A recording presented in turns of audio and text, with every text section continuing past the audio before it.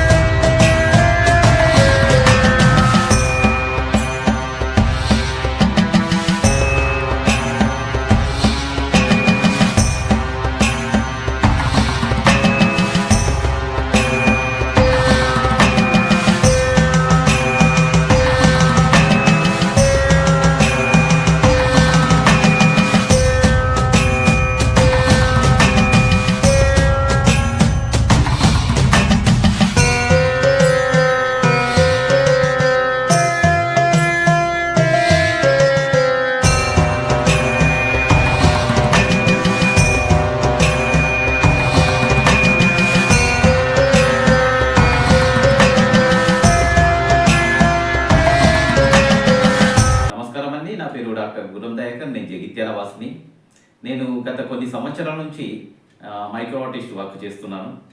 అయితే ప్రతి సంవత్సరం శివరాత్రి సందర్భంగా శివుని యొక్క రూపాన్ని వివిధ పద్ధతుల్లో డిఫరెంట్లో ఉండాలంటూ ఆ విధంగా నేను చేస్తుంటాను. అయితే ఈ సంవత్సరం నేను గుండు పిన్నుపై శివయ్య, అలాగే శివయ్య ప్రక్కన నందీశ్వరుడు, ఈ రెండింటిని కలిపి ఈ గుండు పిన్నుపై తయారు చేశాను. అయితే పోయిన సంవత్సరం నేను బియ్యపు గింజలో శివయ్యను తయారు చేశాను. ఈ సంవత్సరం ఇది చేశాను. నిజంగా ఈ సంవత్సరం మన కుంభమేళ తర్వాత ఈ శివరాత్రి రావడం నిజంగా మన అదృష్టంగా నేను భావిస్తున్నాను. ఎందుకంటే ఇది ప్రపంచవ్యాప్తంగా ఉన్న భక్తులందరూ వచ్చి కుంభమేళకు వచ్చారు. ఆ తర్వాతనే మనకు శివరాత్రి అనేది వచ్చింది. నిజంగా ఈ సందర్భంగా ఇలాంటి సూక్ష్మ విగ్రహాన్ని గుండు పిన్నుపై నందీశ్వరుని, శివయ్యను ఇద్దరిని చేయడం నిజంగా నా అదృష్టంగా భావిస్తున్నాను. అలాగే అందరికీ శివరాత్రి శుభాకాంక్షలు.